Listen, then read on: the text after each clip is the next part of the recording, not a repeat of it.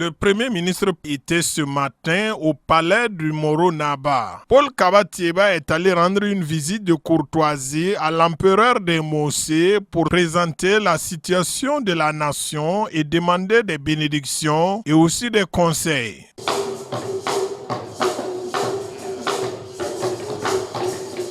Vous savez, l'histoire nous a montré que dans pas mal de pays voisins, malheureusement, des divisions de divers ordres peuvent être source de conflits malheureux. Nous avons eu la chance au Burkina Faso, grâce aux valeurs qui font notre culture, qui font notre société, d'être épargnés par ce type de malheur-là. Et ce capital donc, qui est la paix et la solidarité, il faut préserver ce capital, il faut savoir le cultiver. Et nos notables, nos chefs coutumiers, ce sont les dépositaires donc, de ces valeurs qui font la grandeur du Burkina Faso. À savoir donc, la modestie, l'humilité, le sens du travail bien fait, le sens de la vérité et également le sens toujours de l'honneur. Ce sont des valeurs que nos ancêtres nous ont léguées et que nous devons continuer à cultiver, à perpétuer et à léguer aux générations futures. Parce que ce sont ces valeurs-là qui durent, mais un Burkina Faso aussi de grandeur. Et c'est à cette source-là que je suis venu encore puiser pour pouvoir accomplir la mission que le président du Faso, son Excellence M. Roch-Marc Christian Kaboré m'a confiée, à savoir coordonner l'action du gouvernement et mettre en œuvre le plan national de développement économique et social.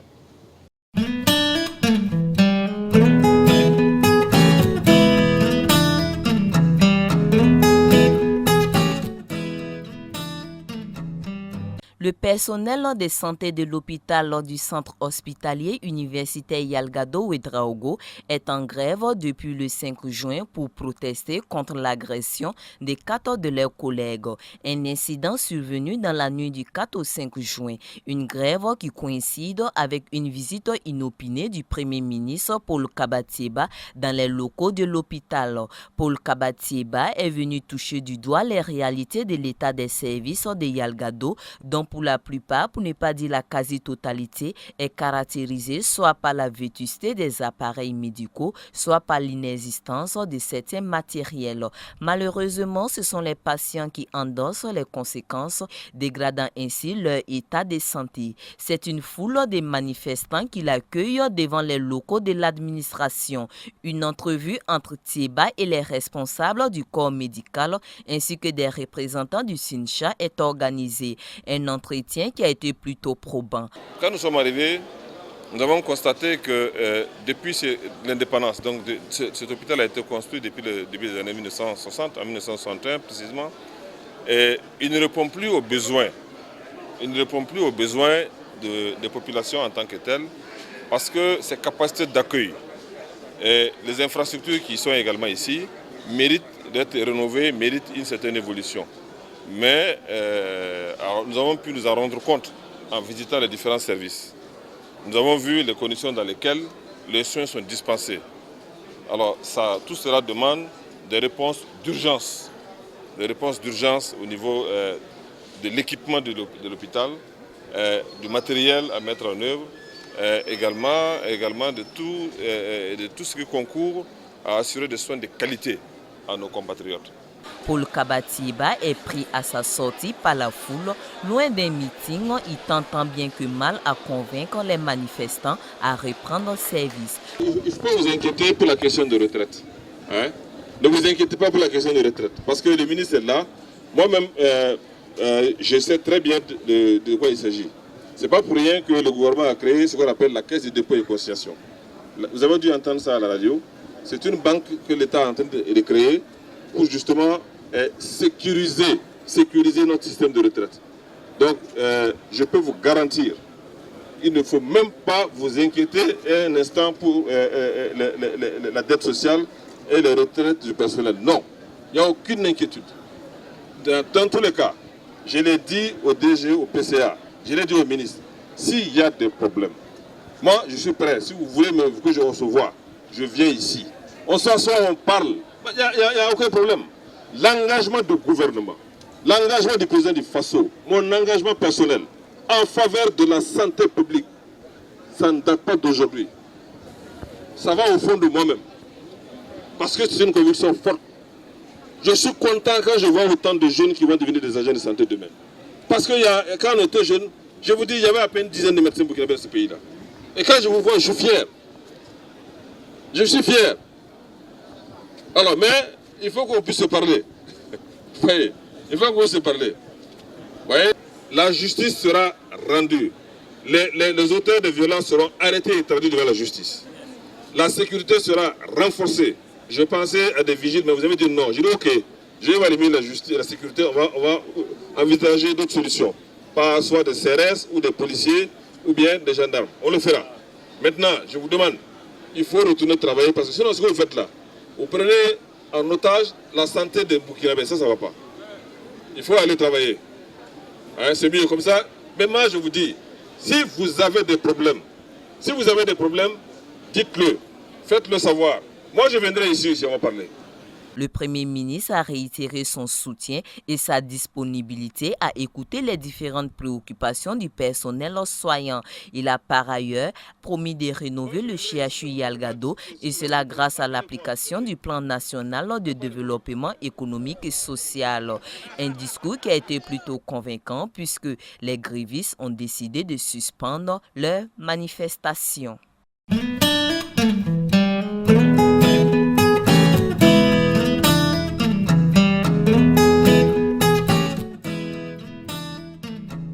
Distingués invités, c'est donc pour moi un réel plaisir, à ma qualité de ministre en charge de la défense, de réceptionner ces deux aéronefs qui viennent renforcer la flotte aérienne de l'armée de l'air burkinabé.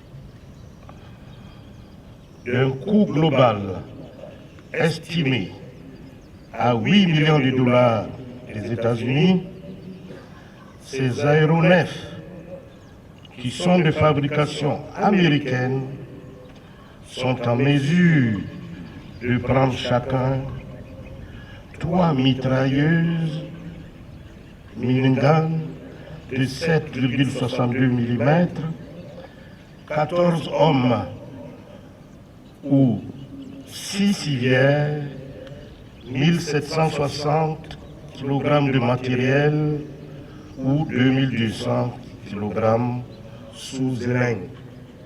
C'est là la capacité des deux aéronefs que le Burkina Faso réceptionne en cette matinée de mardi. Des hélicoptères pour le transport des troupes, des évacuations sanitaires et bien d'autres services. Le don est de la République de Chine, un acte de plus qui vient traduire la bonne santé de la coopération entre la Chine et le Burkina Faso. Après un tour à bord, le ministre en charge de la Défense nationale apprécie le don à sa juste valeur. Tout d'abord, saluer l'exemplarité de la coopération militaire entre la République de Chine, Taïwan et le Burkina Faso. Et cette coopération se traduit aujourd'hui par un acte concret que vous constatez vous-même, c'est-à-dire par le don de 2 aéronefs qui vont renforcer les capacités de notre armée de l'air. Donc je pense que dans le contexte actuel, nous ne pouvons que saluer l'arrivée de ces 2 appareils-là qui vont contribuer efficacement à renforcer nos capacités dans la lutte que nous menons sans relâche contre le terrorisme dans la partie nord de notre pays. Je voudrais dire que cette coopération se traduit aussi dans plusieurs domaines. Ce n'est pas seulement ce don d'appareils, il y a au niveau de la formation. Nos cadres militaires également bénéficient de formation au niveau de la République de Chine. Il leur permet de renforcer leurs capacités techniques. Et il y a plusieurs types de coopération qui se mènent aussi sur le plan du développement économique et social, de manière générale. Vous voyez, dans l'agriculture, ils interviennent presque à tous les niveaux. Donc c'est le sens d'une amitié que nous devons aujourd'hui magnifier et que nous devons saluer parce que c'est une amitié qui apporte quelque chose à notre peuple, qui apporte quelque chose pour le bien-être de nos populations. Selon le chef d'état-major de l'armée de l'air, colonel Palinfo, ce sont des appareils qui se veulent très utiles dans la lutte contre le terrorisme selon leurs capacités. Les appareils que nous voyons ont pour principale fonction des missions de protection civile. Dans la recherche et sauvetage, c'est des appareils qui sont très bien. Dans la mobilité des troupes, c'est très bien pour les opérations d'infiltration à l'intérieur. Et quand on va armer ça, on va mettre l'armement là-dessus. Dans le cadre de la lutte contre le terrorisme, les interventions, les poursuites, les interceptions, ça serait efficace. Je pense, en tout cas, c'est d'une grande importance pour nous dans le cadre de l'augmentation de notre capacité opérationnelle. Ces 2 hélicoptères que nous venons de recevoir est un acquis important. Un don qui vient à point nommé pour aider à la lutte contre le terrorisme et le grand banditisme au Burkina Faso.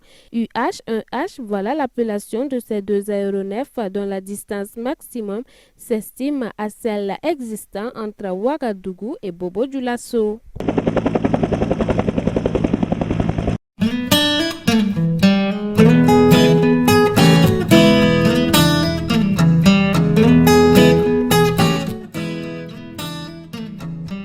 La présidente du cadre de concertation nationale des OSC, Safiatou Lopez, a été reçue ce mardi par la représentante résidente des Nations Unies au Burkina Faso, Metsi Maketa.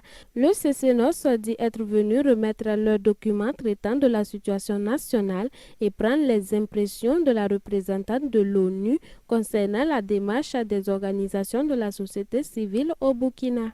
Aujourd'hui, nous sommes venus pour remettre le document de CCNOS et puis discuter un peu situation nationale, donner nos avis, mais c'est ce qui est sur le document que nous avons essayé de les présenter un peu. Et puis nous avons fait la remise du document. C'est le document qui a été remis à la presse depuis un certain moment, c'est sur la situation nationale. Vous savez très bien que les Nations Unies nous ont toujours accompagnés depuis le début, depuis les moments difficiles du Burkina Faso, depuis que nous, on ne savait même pas qu'aujourd'hui on allait se retrouver ici encore et s'asseoir et parler. Et donc nous sommes venus les voir parce que ce sont des partenaires incontournables au Burkina Faso. Et depuis, ce sont les Nations Unies qui nous ont toujours en tout cas été avec le peuple burkinabé. Et alors nous sommes venus partager en tout cas nos inquiétudes avec eux. Et donc sur tous les plans en fait. Les Nations Unies seront toujours aux côtés du Burkina Faso pour en tout cas consolider la paix, pour en tout cas la pérennisation de nos acquis. Voilà.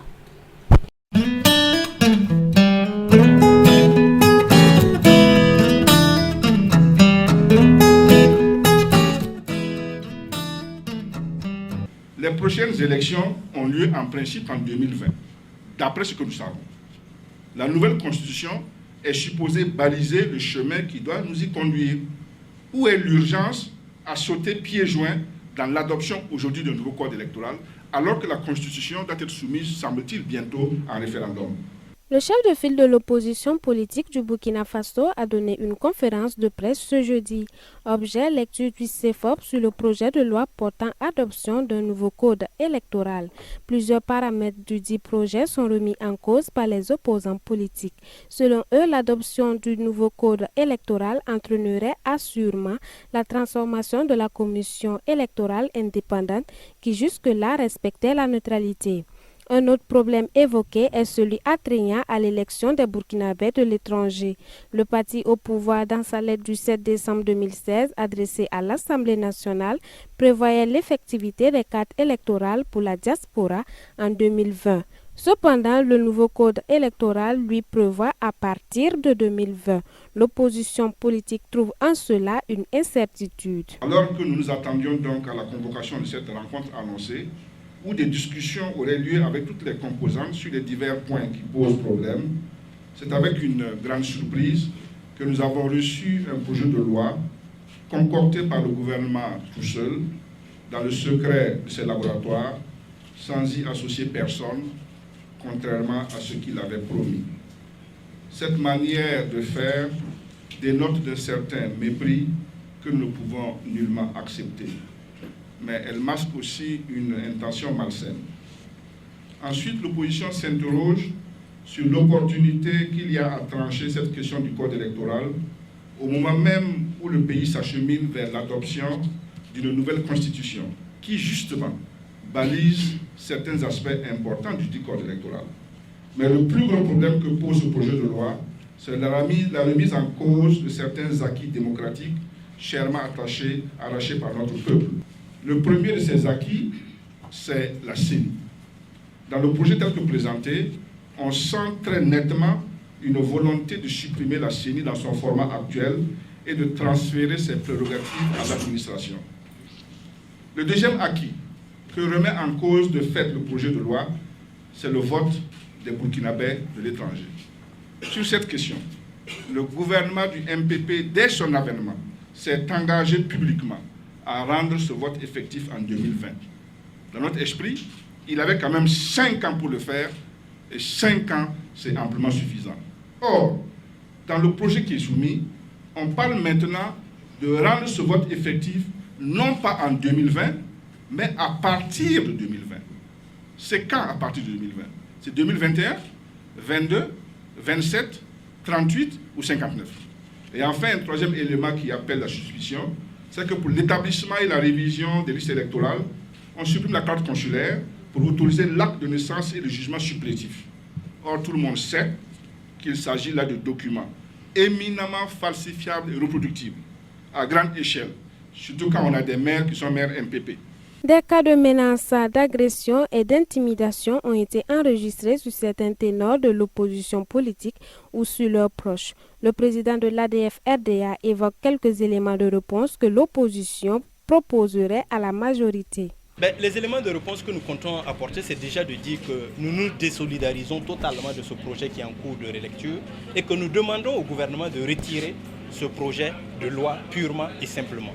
Et nous disons, si après avoir retiré le projet de loi, il y a nécessité de relire le code électoral pour l'adapter, parce que nous faisons une différence entre un projet de nouveau code électoral et une relecture du code électoral. S'il s'agit de relire le code électoral à la lumière des observations de la CENI, à la lumière des observations des OSC, à la lumière des observations des partis politiques et à la lumière des observations du Conseil constitutionnel, cela peut être fait et cela porte sur des articles bien précis et l'objectif c'est d'améliorer donc la sincérité du scrutin.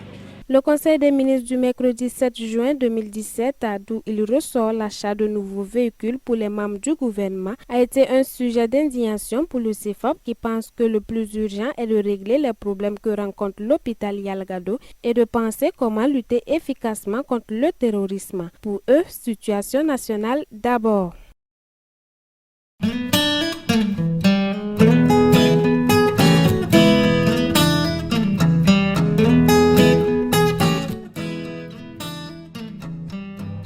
Comme vous le savez, je viens d'être élu administrateur depuis le mois de novembre dernier, représentant ces 23 pays africains dont je vous ai parlé.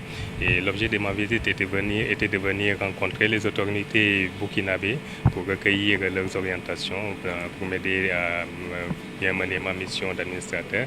Et c'était la raison pour laquelle j'étais venu ici voir le Premier ministre pour discuter avec lui de la manière dont je peux fidèlement représenter le pays au conseil d'administration du FMI, mais également en fait discuter de l'état de la coopération entre le Burkina Faso et le FMI.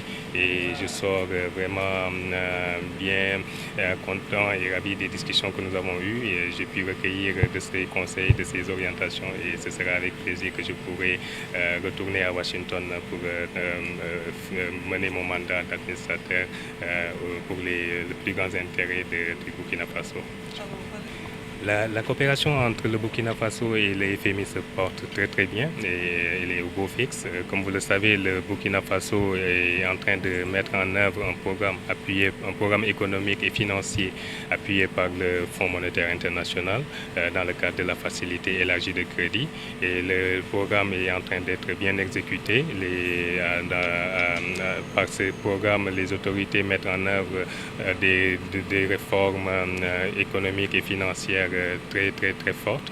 Et je pense que pour l'instant, nous sommes en train de finaliser les discussions qui vont mener vers la conclusion de la dernière revue. Donc vraiment, ce que je peux vous dire en ce moment, c'est qu'effectivement, le conseil d'administration du FMI, la dernière fois qu'il s'est réuni sur le Burkina Faso, a reconnu les efforts de réforme extrêmement fructueux que les autorités sont en train de mettre en œuvre. On s'est également félicité de la relance économique qui a commencé à être sensible depuis 2016. Comme vous le savez, la croissance en 2016 a été estimée à presque 6%, donc ce qui est vraiment une très excellente performance. Et donc effectivement, c'est juste pour vous dire que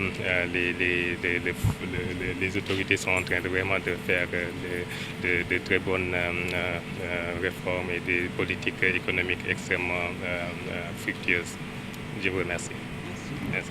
Alors, je suis ici en tant que directeur Afrique du groupe Société Générale pour rappeler tout l'engagement qui est le nôtre depuis 20 ans bientôt au bénéfice du développement économique du Burkina Faso et pour indiquer au Premier ministre, au ministre des Finances et à nos clients tout l'intérêt qui est le nôtre à continuer à mettre à disposition de l'économie burkinabé tout le savoir-faire d'un groupe comme le groupe Société Générale, un groupe qui est à la fois un groupe international, donc qui est capable d'apporter des solutions de financement structuré pour les grands investissements prévus dans le cadre d'une PNDES, des financements obligataires pour financer l'État, des produits de marché pour couvrir les fluctuations des marchés d'échange, des taux, des matières premières, mais qui est également un acteur très enraciné dans l'économie burkinabé, qui multiplie aujourd'hui les initiatives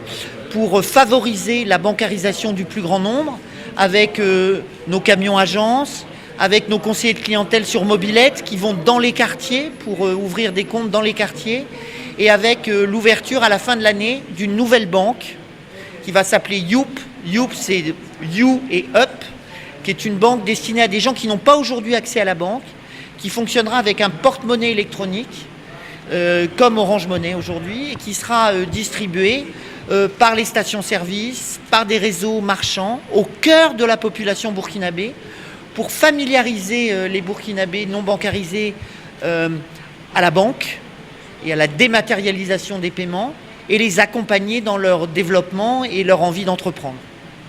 Alors, 20 ans d'existence, l'année prochaine, nous reviendrons d'ailleurs pour fêter nos 20 ans tous ensemble. C'est 95 000 clients particuliers, une augmentation d'à peu près 50% sur les 3 dernières années. C'est un développement spectaculaire des encours de crédit aux entreprises, historiquement aux grandes entreprises, c'est vrai, mais de plus en plus aujourd'hui au bénéfice des PME. Nous mettons au bénéfice des PME toute une série d'outils de financement. Nous sommes le premier partenaire de l'Agence française de développement dans le cadre de la convention ARISE, qui contre-garantit jusqu'à 50% des crédits à moyen terme aux PME. Nous sommes en train de développer un produit de même nature pour les créances à court terme au bénéfice des PME. Nous avons développé l'affacturage, nous allons développer le leasing, qui sont autant d'outils de financement qui sont plus accessibles pour les PME et qui nous permettent de davantage les financer tout en préservant la qualité de nos risques. Le Premier ministre s'est félicité bien sûr de notre coopération. Vous savez, quand on est une grande banque, c'est très important d'avoir avec les autorités publiques d'un État de très bonnes relations. Pour se comprendre, pour se parler, pour avoir une bonne vision de quelles sont les priorités des autorités de ce pays, de manière à pouvoir mettre à leur disposition nos meilleures équipes, nos meilleures expertises pour l'accompagner. Nous avons notamment longuement parlé du PNDES et des besoins de financement dans les infrastructures énergétiques, dans les infrastructures routières, dans le développement de l'éducation, dans le développement de l'agriculture. Et nous avons défini une route permettant de travailler avec les équipes des différents ministères et les équipes, les spécialistes du Premier ministère et des différentes autorités publiques pour s'engager dans le financement d'un certain nombre de ces projets dans les mois et les années qui viennent.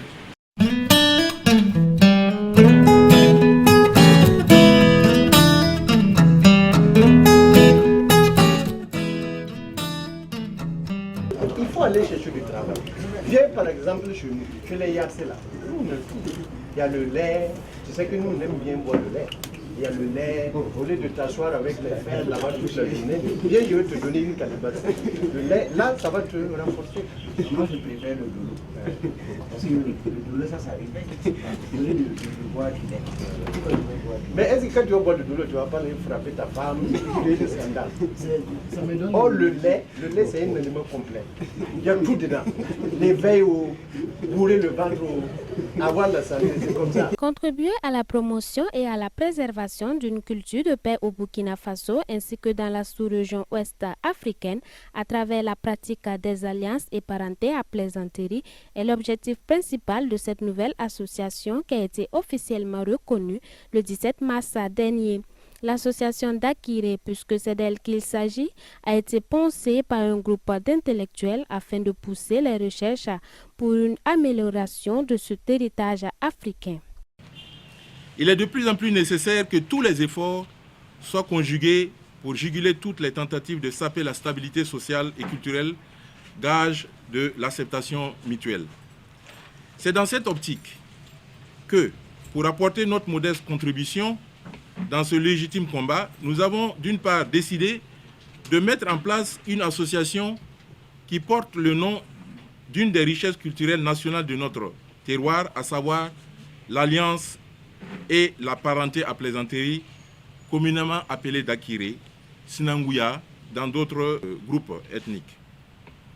Mais d'autre part, rassembler les ressources humaines, matérielles et culturelles pour promouvoir les formes et valeurs culturelles burkinabées à travers des actions de recherche et de coopération entre acteurs et peuples de la sous-région et du monde.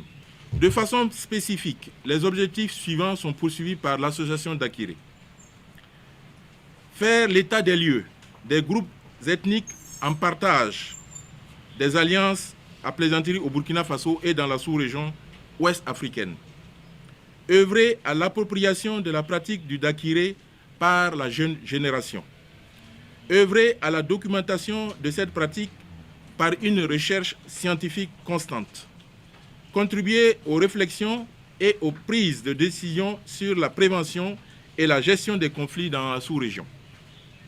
Contribuer par la parenté à la sauvegarde de l'alliance et de la parenté à plaisanterie par le biais de la production cinématographique des arts du spectacle et des arts du spectacle. Valoriser les langues des peuples de l'espace burkinabé. Promouvoir le tourisme et l'artisanat dans l'espace burkinabé. Pour l'heure, ce sont environ 100 adhérents que compte l'association. En outre, les alliances et parentés à plaisanterie se rencontrant dans plusieurs pays d'Afrique. Le président de l'association d'Akiré annonce qu'une synergie d'action est prévue avec les autres pays pour une meilleure préservation de ce bien culturel, régulateur de tensions sociales. Zoom sur la notion proprement dit de la parenté à plaisanterie. Les sociologues ont observé dans les communautés traditionnelles une pratique sociale qui permettait aux individus d'entretenir un certain nombre de relations de privauté qui étaient caractérisées par ce qu'on appelle le jeu verbal, mais aussi par des situations d'assistance dans des contextes aussi bien heureux, mais aussi bien dans des situations difficiles comme les deuils, les décès. Et cette pratique a été observée par des chercheurs et le terme lui-même, il varie d'une communauté à l'autre.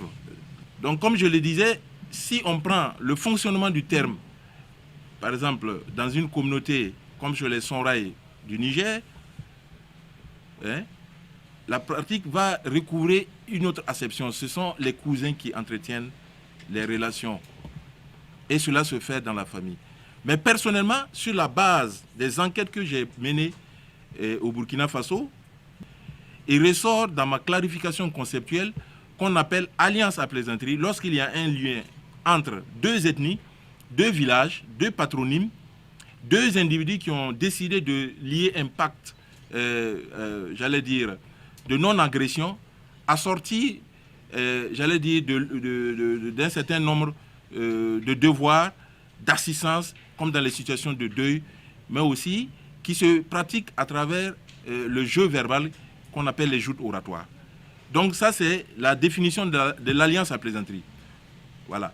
Maintenant, la parenté à plaisanterie, ça induit un lien de consanguinité entre, par exemple, le grand-père et la petite-fille, la grand-mère et le petit-fils, ou entre les sœurs cadettes de l'épouse et l'époux, qui plaisante par exemple chez le Mossé, ou entre le mari de la tante paternelle, hein, et égaux.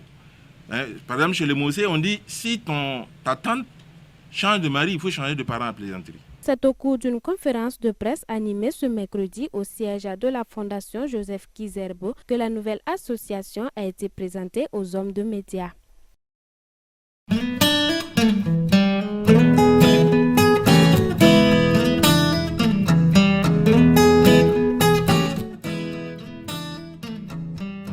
L'agression des agents de santé de l'hôpital Yalgado Ouedraogo à la suite de la mort d'un jeune accidenté de 23 ans défraie toujours la chronique. Le réseau Accès aux médicaments essentiels, dans son rôle d'éveil et d'influence des politiques, donne de la voix. Face à la presse, les membres du réseau veulent interpeller l'État sur la récurrence des nombreux dysfonctionnements constatés dans les structures de soins publics. Mais il faut dire que cette situation commence à devenir récurrente dans nos formations sanitaires. Et comme nous l'avons déjà rappelé, en 2011 déjà un événement similaire s'est produit à Bobo. Cela même a valu que la population brûle la maternité. Et déjà, on l'a annoncé, une étude de Amnesty International sur les décès maternels avait déjà pointé aussi le fait que nos services de santé se trouvent dans des situations de violence. Donc cela nous amène quand même à attirer l'attention du gouvernement, de voir un tant soit peu comment peut-on résorber ces situations qui ne font que s'empirer. Donc ça devient comme une boule de neige. Aujourd'hui c'est par là, demain c'est de l'autre côté. C'est une situation à laquelle nous appelons de trouver les voies et moyens pour mettre fin à cette situation. Et aussi appeler au professionnalisme des agents de santé. Nous voulons aussi attirer l'attention des agents de santé et des premiers responsables de l'hôpital Yalgado sur le comportement souvent peu orthodoxe de certains agents de santé dont l'indélicatesse et les pratiques sont aux antipodes de l'éthique et de la déontologie du métier. Des malades et accompagnants de malades ont dénoncé à maintes reprises les indélicatesses d'agents de santé qui portent atteinte à l'image de tout le corps de métier de soignants et compromettent des vies humaines. Mais ces délicatesses restent récurrentes dans nos services de santé. C'est certainement ce qui explique un peu partout sur le territoire national, on observe que des agents de santé sont pris à partie par les usagers des services de santé. Cela ne serait-il pas les signes manifestes d'une insatisfaction généralisée et grandissante dans les offres de soins, un abandon insoutenable de l'usager à lui-même et au dictat de celui qui a prêté le serment d'être à son service? Le RAM espère que toute la lumière sera faite afin de situer toutes les responsabilités au fin de rendre le droit. Outre les campagnes de sensibilisation, le réseau Accès aux médicaments essentiels préconise une restructuration, une rénovation et l'équipement des différents services qui composent l'hôpital et l'opérationnalisation des CSPS et CEMA de sorte à désengorger les hôpitaux.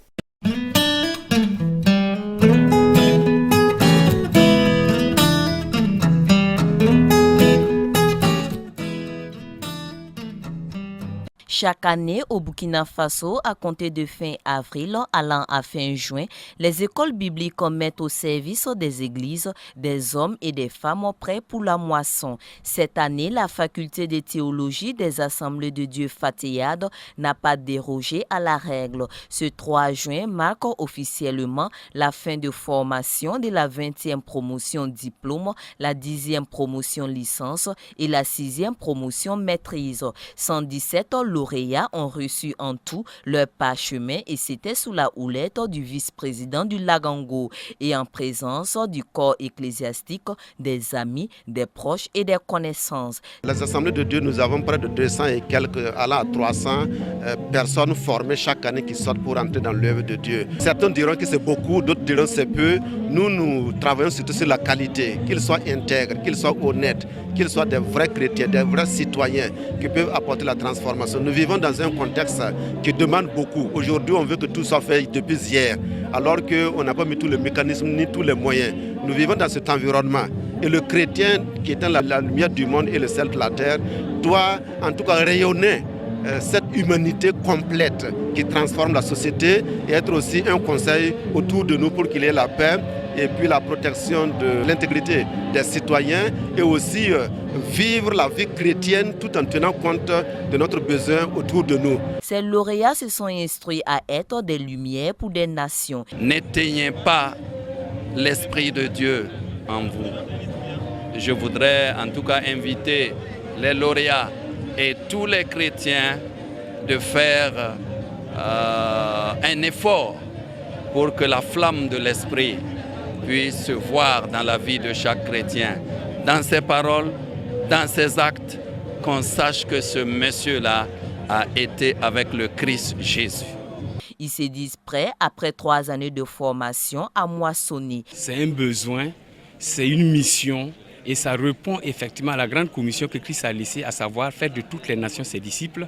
C'est aller partout où l'on peut rencontrer encore des zones d'ombre, des ténèbres qui gardent les gens en esclavage. Il faut que la lumière que Christ nous a donnée puisse les éclairer afin qu'ils sortent justement de ces zones d'ombre. Comme il nous a appelés, il nous dit que la moisson est grande, il manque d'ouvriers. Si j'ai la grâce d'être ouvrière, je ne peux que le servir, que sa volonté s'accomplisse. Et comme le disait le pasteur à l'intérieur, notre mission, c'est d'aller où le Seigneur nous enverra. Mes objectifs premiers, c'est de servir le Seigneur, ensuite aider mon époux dans le ministère. Et ce que l'Église va me demander de faire, je le ferai tout en servant le Seigneur.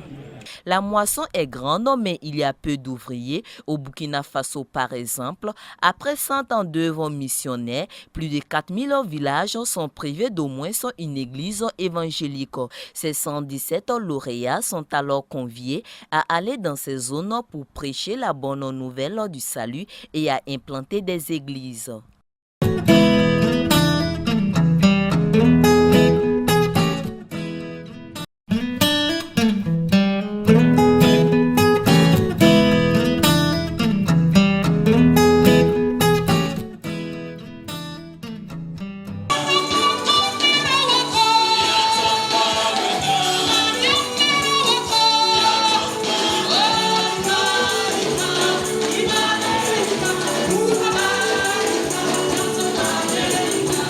La traditionnelle sortie de promotion de l'Institut biblique au Liab de Gounguin a eu lieu le dimanche 4 juin 2017. 27e promotion en section française et 7e promotion en section morée. Ce sont au total 64 lauréats qui ont reçu leur parchemin à cette édition 2017 et c'était à l'église des Assemblées de Dieu de Gounguin. Vous ne devez rien exécuter à votre propre nom. Combien de serviteurs de Dieu aujourd'hui? Combien disent des appelés de Dieu? Utilise le nom de Jésus comme une couverture. Et sous cette couverture-là, beaucoup de choses se passent.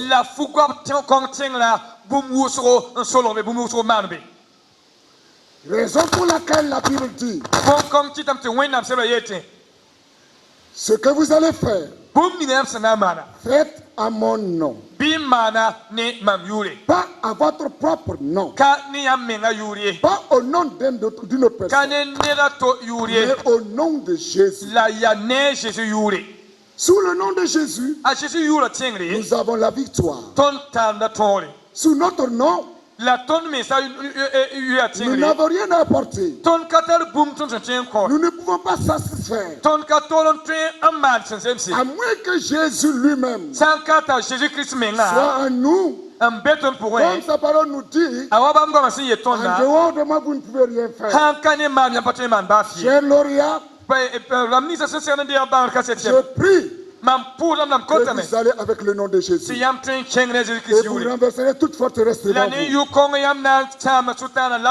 Cette promotion a une particularité car elle note près de 45 femmes dont la majorité sont des épouses de pasteurs. Et selon Lydie Ouedraogo, épouse du président du Conseil général des Assemblées de Dieu, il s'agit d'un recyclage et aussi encourager ses autres sœurs épouses de pasteurs à s'inscrire à l'Institut biblique Oléa. Mampuda wenam barka zuno ning wenam semanon komama ya sida mamzinda Angleterre mamana formation biblique la mam tarsa me tina yi sombo tum leberan le kenge antiman recyclage ya recyclage budu la ken yi mam songo mam babi porsa taba yinga mam tar kwai ning nan tosba ya to man modor balwa fo hampa wa fo tendam tia bum ya toro fo tendam tia bum sempa toin fo tendam tia super naturel damba toin man miki pakane ba fa yembri yinga ya modor bala sampa yam yakre fo ton de manam. Pour les lauréats, ils se disent prêts à pouvoir accomplir les tâches que leur pasteur local pourrait leur confier. La formation c'est très riche. Comme je l'ai dit, nous sommes comme à la 3e année, on a vu vraiment c'est très très bon. Pour un chrétien, vraiment c'est très important de te former toi-même. Ça te permet d'avoir encore plus d'armes. Ça te permet encore d'être plus efficace, d'attendre à tous les efficaces, puisque la parole de Dieu dit qu'au dernier moment, même ceux qui sont élus seraient trompés. Pendant les 3 ans, en tout cas j'ai acquis beaucoup de choses qui me permettent en tout cas de désister de l'attention du diable. Et comment comptez-vous mettre en pratique ce que vous avez reçu? Oui, ce que j'ai reçu, j'ai fait effectivement mettre ça en pratique. Pratique, ça veut dire aller sur le terrain, annoncer la bonne nouvelle. Selon le directeur national de l'Institut biblique Oliab, ces 64 lauréats sont bien équipés pour accomplir toute tâche biblique aux côtés de leur pasteur. Ces gens-là, on suppose qu'ils ont été choisis par Dieu, par Jésus, et qu'ils doivent aller pour porter de fruits. Et puisqu'ils ont eu une formation académiquement parlant et bibliquement parlant, ils sont maintenant outillés, bien outillés d'ailleurs, pour pouvoir accomplir une mission quelconque dans une église locale. C'est une fierté pour l'Église nationale de voir les fruits de l'Institut biblique Oliab, section de Gungue. Les étudiants de l'Oliab, ce sont des gens qui sont bibliques. Au fait même, le mot Oliab est tiré de la Bible, des hommes qualifiés pour le service du temple et de l'église. Aujourd'hui, nous célébrons la cérémonie de remise de diplôme à 64 lauréats, parmi lesquels il y a plus de 40 femmes, y compris beaucoup d'épouses de pasteurs. L'Église donne une priorité, comme je l'ai dit tantôt, à la remise de diplôme de la Fatiha. L'Église donne une priorité à la formation de ses membres. Surtout, l'Oliab est un niveau, pas forcément académique selon les normes universitaires que nous avons aujourd'hui, mais une formation biblique, théologique appropriée. Parce qu'une fois qu'on finit nos centres Oliab, on peut être reçu dans nos écoles bibliques pour 2 ans et avoir le diplôme et continuer dans le ministère. Donc c'est une école de formation reconnue et une fois qu'on passe par Oliab, on est suffisamment qualifié pour travailler dans une église locale sous le pasteur qui peut même vous rendre responsable d'une église, d'une annexe, qui peut aussi vous envoyer en mission. Donc nous sommes très fiers que l'église pourvoie la formation à plusieurs niveaux. L'Institut biblique Oliab de Ouagadougou a été créé en 1987 et a pour ambition de former des serviteurs de Dieu de toutes les nationalités issus des assemblées évangéliques selon l'exemple d'Oliab dans Exode 35, versets 30 à 35. Le cycle de la formation dure 3 ans et est sanctionné par une attestation reconnue par l'Église des Assemblées de Dieu du Burkina Faso. L'année académique s'étend d'octobre à juin de l'année en cours et les cours sont dispensés sous forme de modules en français tous les lundis, mardis et mercredis de 18h30 à 20h30 et le samedi de 8h à 12h pour la section Amoré. Les frais de scolarité annuels est de 25 000 francs CFA. Le test d'entrée est fixé pour le 15 octobre 2017 à 15h dans la salle de l'Institut biblique Olia pour les 2 sections.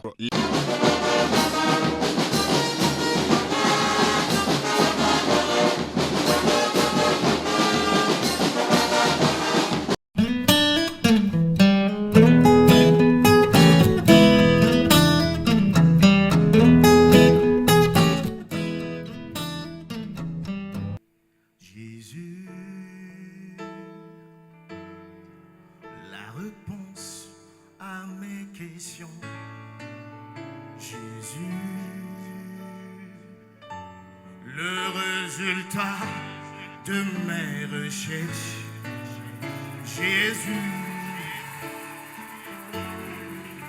ma chanson dans le désert, Jésus, le seul ami toujours fidèle, Jésus.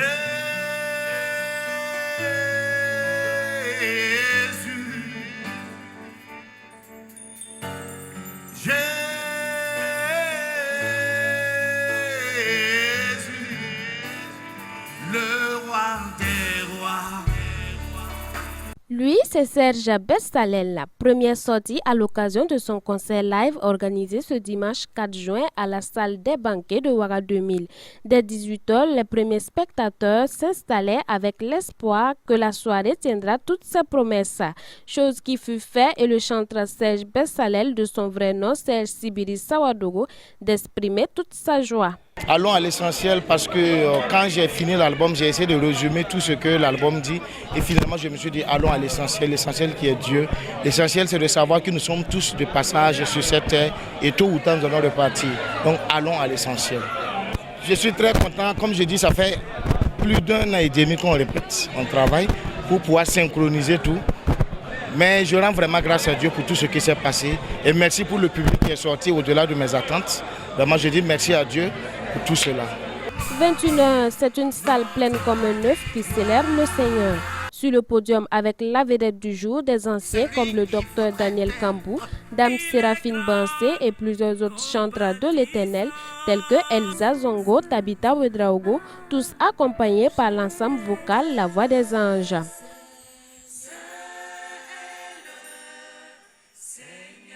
Est-ce que tu peux chanter avec nous, dis à Dieu qu'il est saint et tu adores sa sainteté. Encore saint, c'est le Seigneur. Avec Jonathan Napon, c'était le featuring de la soirée. Rien n'est plus beau que ton nom. Rien n'est plus saint que le chant du pardon. Je veux n'être qu'à toi. Jésus, mon roi. Reçois-moi. Jésus, la réponse à Ibarka et bien d'autres titres issus de son album de 12 titres paru courant cette année ont été repris avec succès par l'artiste. Le peuple de Dieu n'a pas manqué de célébrer le nom de Jésus avec les artistes. Plusieurs hommes de Dieu ont répondu présents à cette soirée de louange et d'adoration. C'est un opus de 12 titres que le chanteur Serge Bessalel a sur le marché du disque. Élément poignant de l'événement, les parents de l'artiste étaient au premier rang dès 18h. Ingénieur de son état, il répond parfaitement au nom Bessalel selon le livre d'Exode, une personne à qui Dieu a donné un savoir-faire spécial à plusieurs niveaux. La la la la la la. Oui, je l'aime. La la la la la.